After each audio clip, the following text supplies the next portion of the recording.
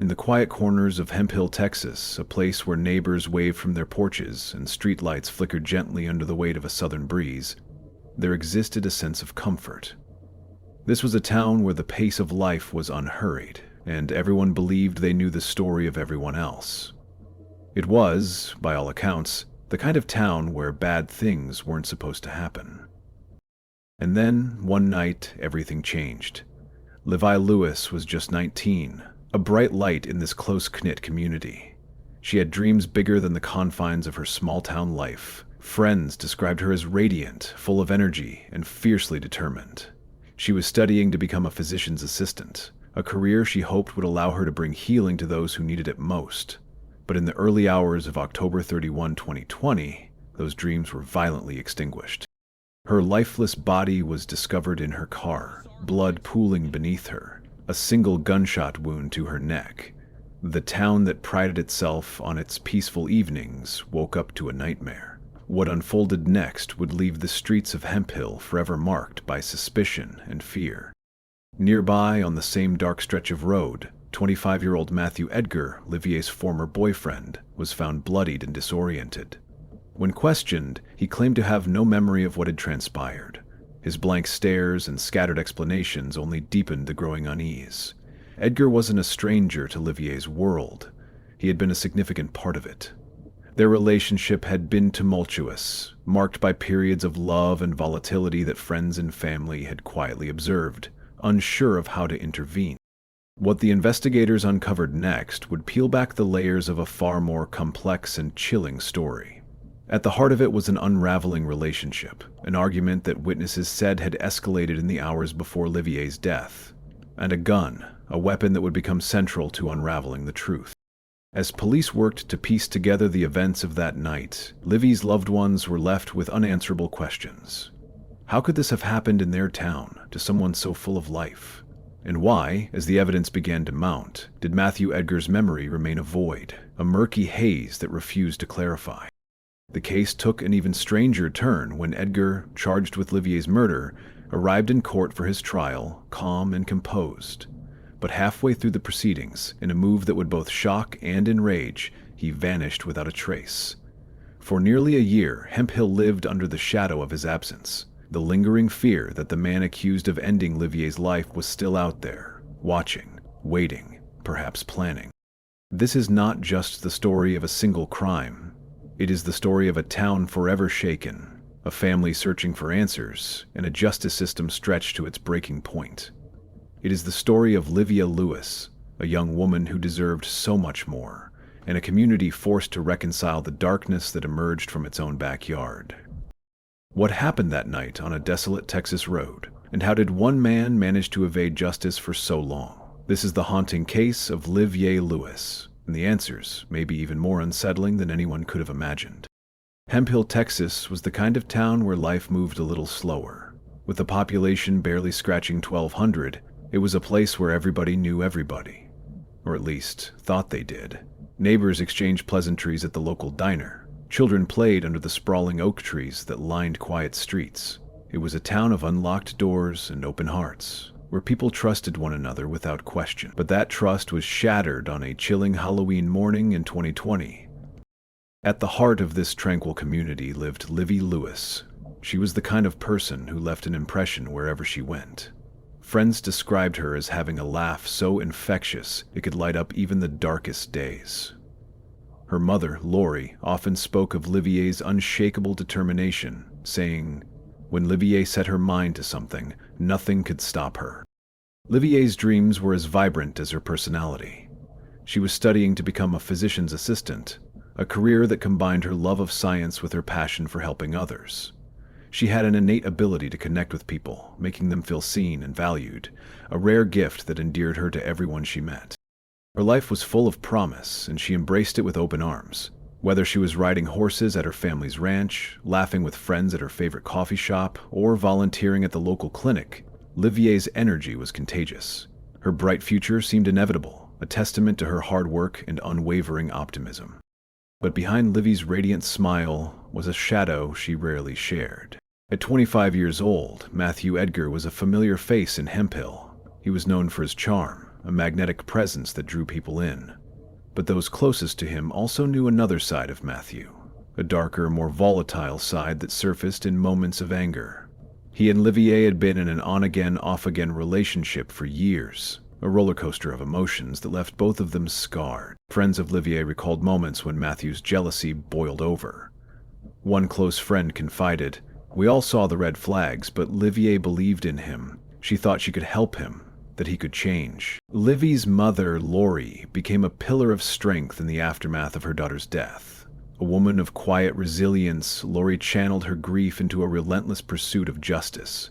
Her voice, unwavering and determined, became a rallying cry for a community searching for answers. Leading the investigation was Detective Michael Daniels, a seasoned officer with over 2 decades of experience. Known for his methodical approach, Daniels was determined to unravel the truth, no matter how deeply it was buried.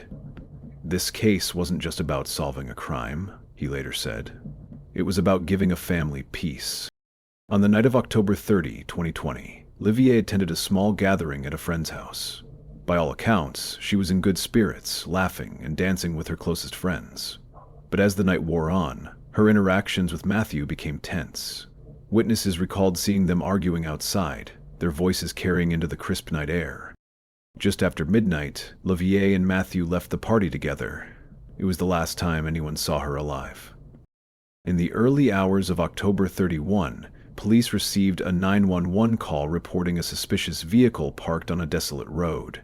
When officers arrived, they found Liyve slumped in the driver's seat of her car, blood staining her clothes.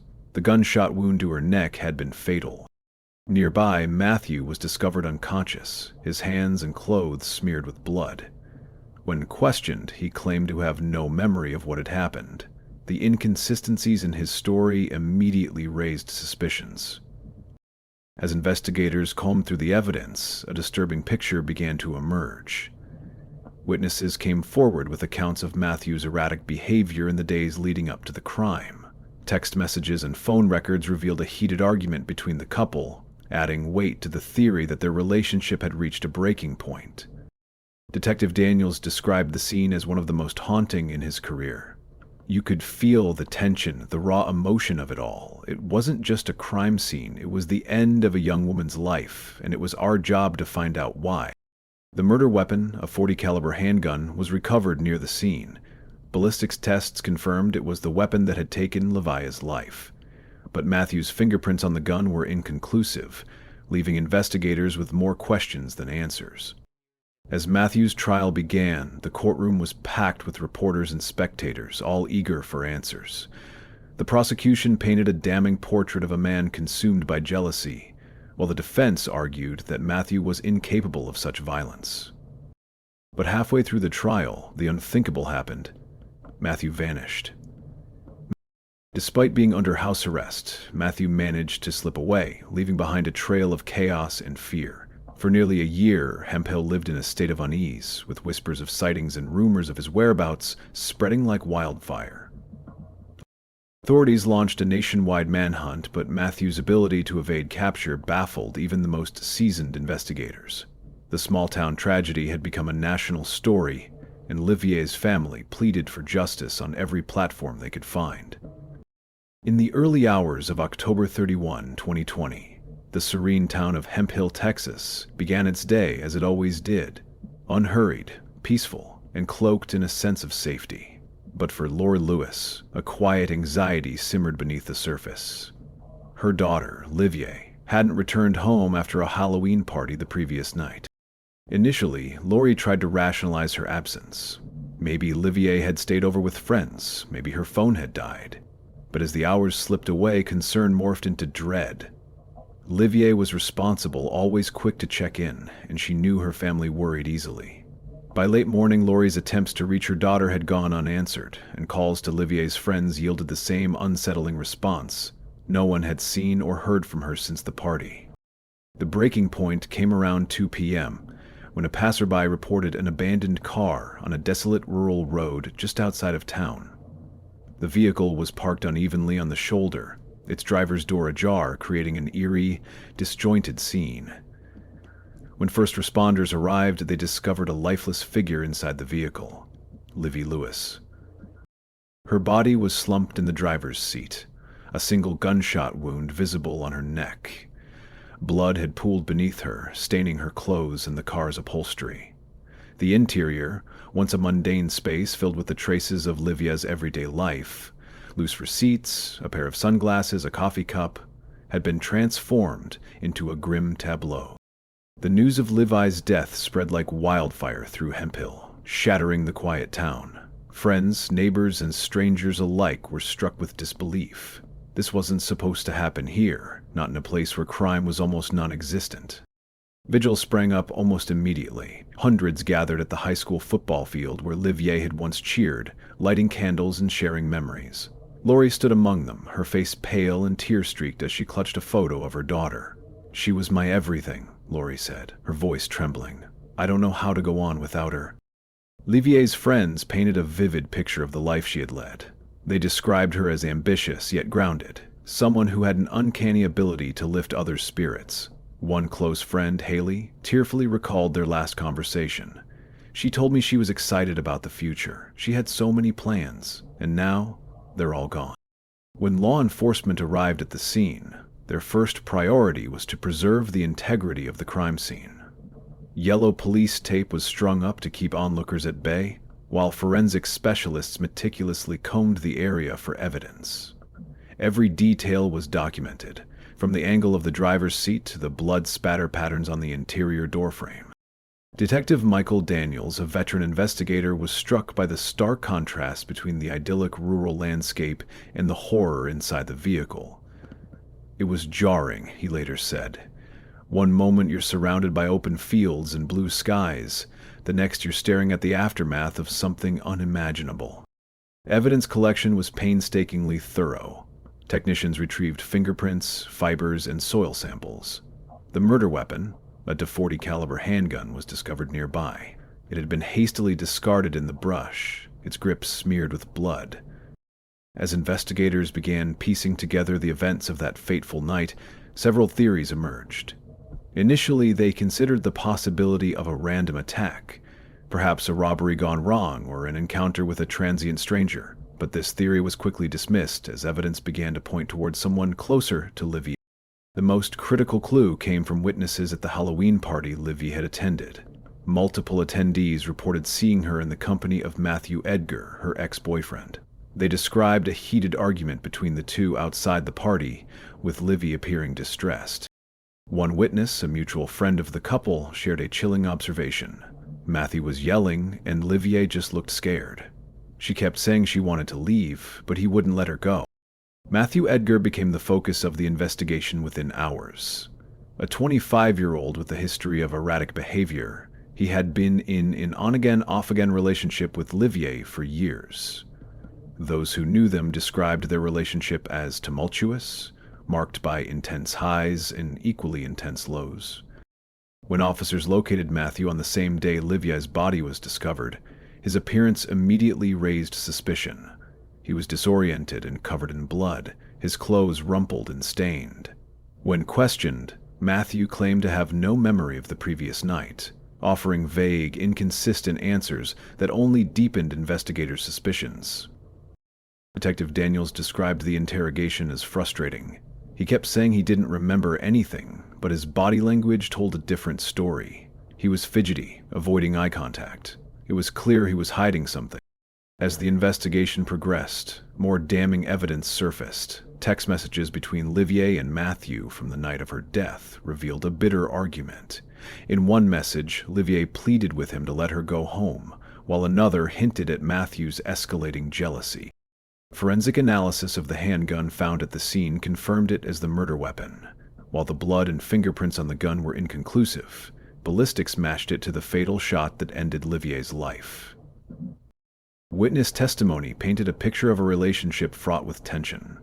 Livy's friends recalled her confiding in them about Matthew's controlling behavior. She was scared of him sometimes, one friend admitted, but she always tried to see the good in people, even when they didn't deserve it. As the case against Matthew began to solidify, the town of Hemphill was gripped by a mix of outrage and heartbreak. Livy's murder wasn't just a tragedy. It was a betrayal of the town's sense of security. For a community that prided itself on its neighborly spirit, the revelation that one of their own could be responsible for such a heinous act was almost too much to bear. And as the pieces of the puzzle fell into place, one question loomed larger than all the rest: why? As investigators pieced together the final hours of Liyve Lewis's life, the picture that emerged was as heartbreaking as it was horrifying. Text messages, surveillance footage, and witness statements painted a timeline of escalating tension between Liyve and Matthew Edgar, culminating in a tragic and irreversible act of violence. But even as the evidence mounted, the case was anything but straightforward. Detectives faced mounting pressure to deliver answers, not just to Liyve's grieving family, but to a community shaken to its core. And as the investigation progressed, new revelations only deepened the mystery. In Hemphill, opinions about Matthew Edgar varied widely. Some residents, particularly those who had seen Matthew's charm firsthand, were reluctant to believe he could be capable of murder. They described him as friendly, even likable, a young man with an easy smile and a natural charisma that made him popular in the small-town social scene. Others, however, painted a much darker portrait. Friends of Liyve described a controlling and jealous side of Matthew, one that often lurked beneath his otherwise amiable exterior. One friend recounted, "He had this way of making Liyve feel guilty for things she didn't even do. He would twist her words, make her second-guess herself. It was toxic." For the Lewis family, there was no doubt in their minds. Matthew Edgar was responsible for Liyve's death, and they were determined to see justice served. The discovery of the text messages between Liyve and Matthew was a turning point in the investigation. Each message, carefully time-stamped, provided a haunting glimpse into the final moments of Liyve's life. Detective Daniels described the messages as both a gift and a curse. They gave us a clear picture of what was happening between Liyve and Matthew that night, but they also forced us to confront the fear and desperation she must have felt. It was hard to read. Surveillance footage from the gas station added another layer to the story. Investigators analyzed the footage frame by frame, noting every detail: the way Matthew paced, the way Liyve kept her distance, the tension that seemed to hang in the air between them. One frame in particular stood out: Matthew leaning into the driver's side window, his face inches from Liyve's, as she stared straight ahead, her expression tense. With the evidence mounting, prosecutors prepared to bring their case against Matthew Edgar to court. The charges were clear: first-degree murder. If convicted, Matthew faced the possibility of life in prison. The prosecution's case rested heavily on the text messages, the surveillance footage, and the physical evidence collected at the scene. But their star witness was a mutual friend of Liyve and Matthew, who had overheard parts of their argument at the Halloween party. This witness testified to Matthew's jealousy, his erratic behavior, and Liyve's clear desire to end the relationship. As the trial date approached, the town of Hemphill braced itself for what promised to be a long and emotionally charged legal battle. The courtroom was packed on the first day of Matthew Edgar's trial. Reporters jostled for position outside the courthouse, their cameras trained on the door as family members, friends, and curious onlookers filed inside. Matthew appeared calm, even confident, as he took his seat at the defense table. For a man accused of such a heinous crime, his demeanor was unsettling to many in the courtroom. The prosecution wasted no time laying out their case. They painted a picture of a man consumed by jealousy, whose anger boiled over into violence when he felt he was losing control of Liyve. They presented the text messages, the surveillance footage, and the ballistic evidence tying Matthew to the murder weapon.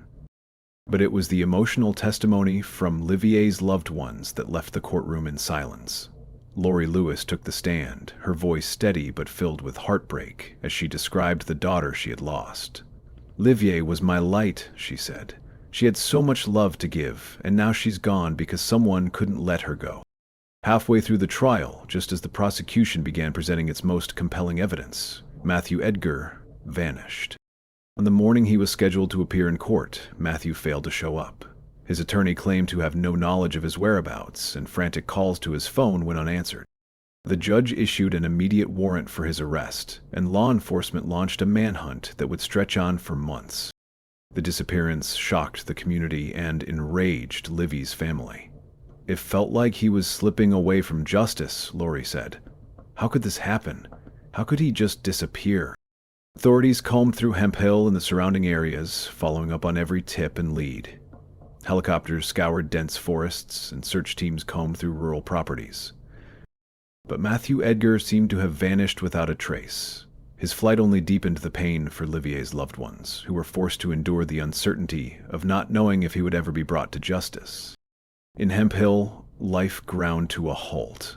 The streets felt quieter, the air heavier. Parents kept a closer watch on their children, and rumors about Matthew's whereabouts spread like wildfire. Some claimed he was hiding in the woods, living off the land. Others speculated he had fled the state, maybe even the country. For Lori and the Lewis family, each day without answers was a fresh wound, but they refused to give up hope. "We're not going to stop fighting," Lori said. "For Liyve, for her memory, we have to keep going." To understand the depth of the loss that Hemp Hill felt in the wake of Livy Lewis's death, you had to know who she was. Livy wasn't just another face in the crowd. She was a beacon of light for her family, her friends, and anyone lucky enough to know her. Her mother, Lori, described Liyve as someone who brought joy wherever she went. She had this way of making everyone feel special, like they were the most important person in the room, Lori shared, clutching a framed photo of her daughter. "She was going to change the world. I just know she was." Livie's friends echoed those sentiments. They spoke of her infectious laughter, her fierce loyalty, and her ability to lift people up even on their darkest days. "Liyve wasn't just my friend, she was my family," said Haley, her childhood best friend. She had this dream of helping people, of making a difference, and she was already doing it, just by being who she was. The town came together to honor Livie's memory in ways that showcased the love and respect she inspired. Vigils were held at the high school where she had once cheered on the football team, with candles lighting up the bleachers as friends and neighbors shared stories of her kindness and ambition. One particularly moving tribute came from a former teacher, who said, "Liyve had this incredible spark. She was the kind of student who reminded you why you became a teacher in the first place. She was full of curiosity, full of life." Beyond Hemp Hill, Livie's story began to resonate with people across the country. News outlets covered the case extensively, and strangers who had never met Liyve were moved by her tragic story. Social media lit up with messages of support for the Lewis family, and many shared their own experiences of loss and the search for justice. One post, written by a mother in another small town, captured the collective grief perfectly. "I didn't know Liyve, but I see her in my own daughter. This could have been any of us. My heart breaks for her family." For Lori and her family, the outpouring of love was both a source of comfort and a painful reminder of all they had lost. "It means so much to see how many lives Liyve touched," Lori said, "but it also makes it harder because she's not here to see it." As the investigation into Livie's murder stretched on, and Matthew Edgar remained a fugitive, difficult questions began to surface. Questions about justice, morality, and the system's ability to deliver closure. The failure to prevent Matthew Edgar's disappearance raised serious concerns about the legal process. How had a man facing such serious charges been able to slip away so easily? Why had he been allowed to remain free on bond, even after the mountain of evidence against him became clear? These questions haunted not only the Lewis family, but also the broader community. Local residents began to question the safeguards in place to protect victims and their families.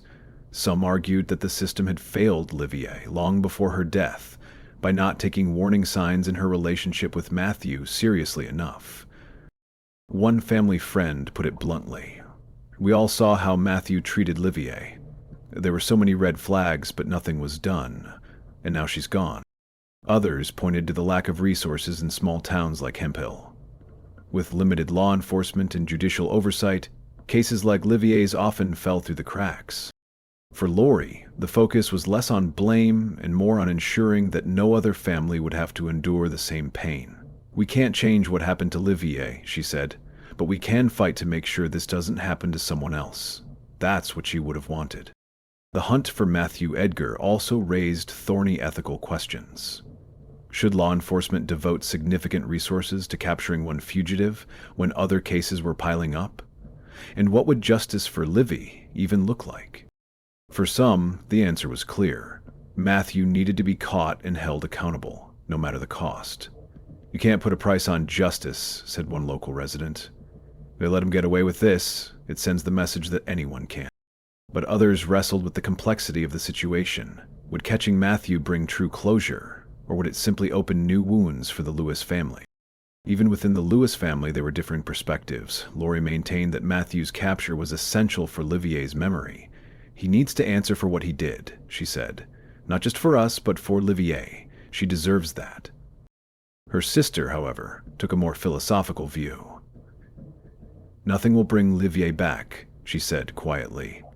"Justice won't erase the pain, but maybe it will help us move forward." In the absence of clear answers, the community found solace in coming together. A scholarship fund was established in Livier's name, aimed at supporting young women pursuing careers in healthcare, just as Liyve had dreamed of doing. Lori also began speaking at events about the importance of recognizing the warning signs of toxic relationships. Her talks were raw and emotional, filled with the kind of honesty that could only come from someone who had lived through unimaginable loss. "If sharing Livy's story helps even one person," Lori said, "then maybe something good can come out of this. Maybe her life can still make a difference." Months had passed since Matthew Edgar disappeared, leaving a trail of anguish and unanswered questions in his wake. But in the spring of the following year, law enforcement finally caught a break. A tip from an anonymous caller led authorities to a remote cabin deep in the woods, just outside the Hemphill city limits. The cabin was modest, barely more than a shack, and hidden beneath a canopy of thick trees. It was there that officers found Matthew Edgar. Disheveled and gaunt, he looked nothing like the confident man who had once stood in court. He didn't resist when officers entered the cabin.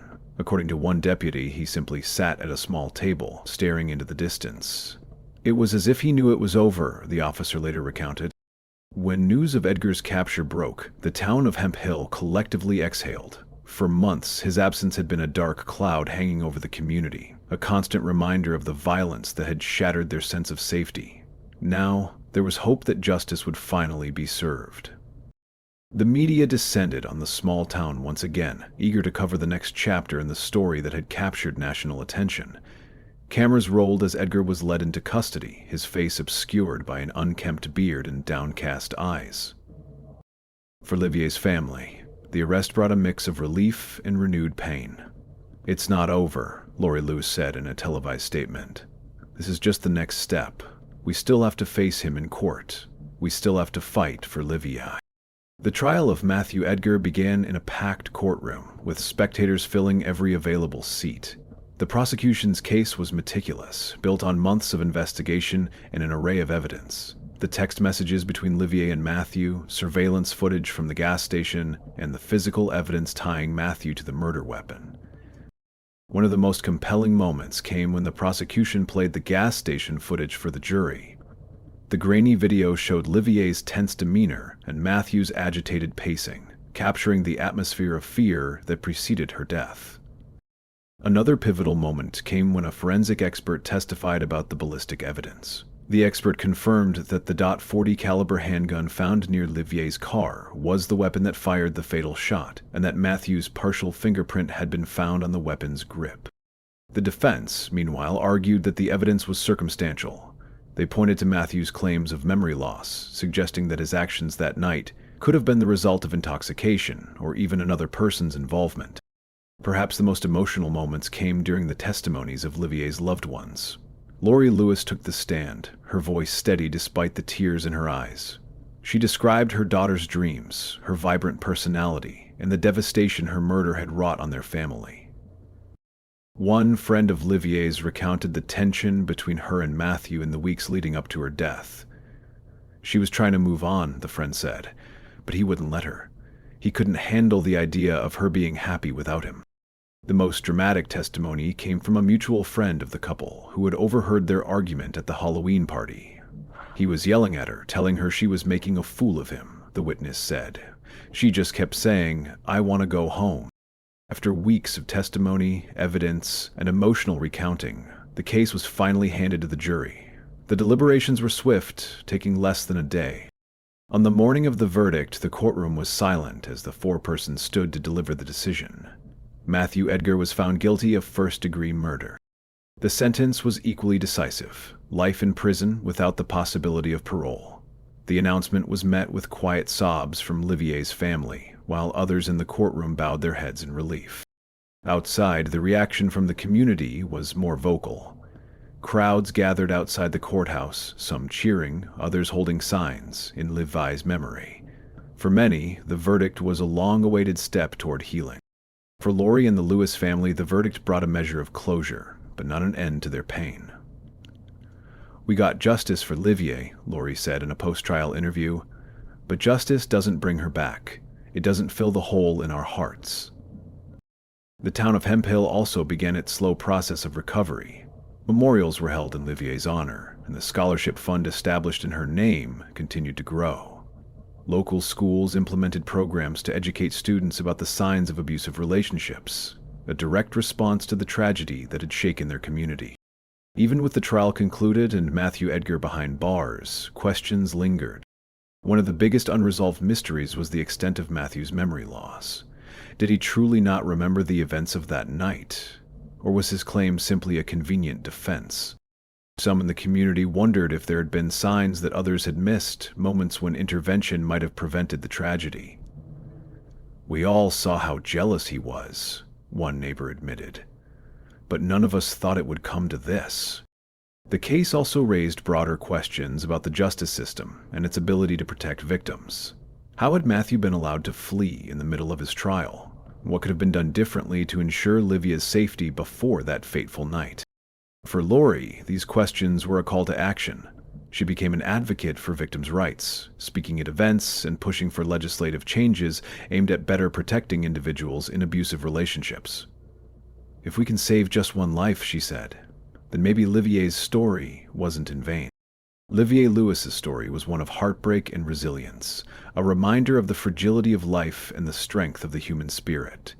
Though her life was tragically cut short, her legacy lived on, in the lives she touched, in the changes her story inspired, and in the love her family continued to share in her memory. Justice had been served, but the scars remained. And as the town of Hemphill carried on, the memory of Liyve Lewis served as a beacon, a reminder to cherish each moment, to fight for what is right, and to never forget those we have lost. As the dust settled on the trial of Matthew Edgar, the community of Hemphill was left to grapple with questions that refused to fade. The case had been resolved, the guilty verdict delivered, and justice seemingly served. But for those who had followed Liyve Lewis's story, both near and far, the deeper questions remained. Questions about the nature of violence, the warning signs of toxic relationships, and the systemic failures that had allowed tragedy to strike. What drives someone to commit such a heinous act? Was it rage, jealousy, or a culmination of years of unresolved emotions? For Matthew Edgar, the answer may never be fully understood. His claims of memory loss, though rejected by the jury, left a lingering uncertainty. Was he hiding behind a convenient lie, or was his mind truly unable to process the events of that night? And even if he had remembered, could any explanation justify the taking of Liyve's life? Could this tragedy have been prevented? As the community reflected on the red flags in Liyve and Matthew's relationship, many questioned whether intervention might have saved her. Her friends spoke openly about the warning signs, the jealousy, the controlling behavior, the escalating arguments, but no one had imagined it could end in violence. Was it a failure of awareness, or a collective hesitance to interfere in something that felt private? Do you believe justice was served in the case of Liyve Lewis? The legal system had done its job, delivering a guilty verdict and ensuring that Matthew Edgar would never harm another person. But for Liyve's family, justice came with a bitter reality. No verdict, no sentence could bring their daughter back. And for some, questions about how Matthew was able to flee during his trial continued to cast a shadow over the proceedings. These are the questions that linger, not just for Hemphill, but for all communities touched by stories like Liyve's. Liyve Lewis's story is more than a tragic tale of loss. It is a call for awareness, empathy, and action. Her life, though cut short, continues to inspire change. from the scholarship fund established in her name to the conversations she has sparked about healthy relationships and the warning signs of abuse. We want to hear from you. What do you think? Could Livy's story have ended differently if the signs had been taken more seriously? Was justice truly served, or did the lingering questions undermine the resolution? What lessons can we take from this tragedy to prevent others like it in the future? Join the conversation in the comments below. Your thoughts, insights, and experiences matter, and they can help create a broader dialogue about issues that affect us all. If Liyve's story moved you, consider sharing this video to help spread awareness. The more we talk about these issues, the better equipped we are to recognize the warning signs and make a difference. Don't forget to subscribe for more stories that shine a light on untold truths, explore the complexities of justice, and honor the lives behind the headlines. Together, we can keep these stories alive and work toward a world where tragedies like this are less common. Liyve's story is one of heartbreak and resilience, a stark reminder of the fragility of life and the strength of those left behind to carry on her legacy. In remembering her, we honor her life, her dreams, and the love she brought to those who knew her. Thank you for joining us.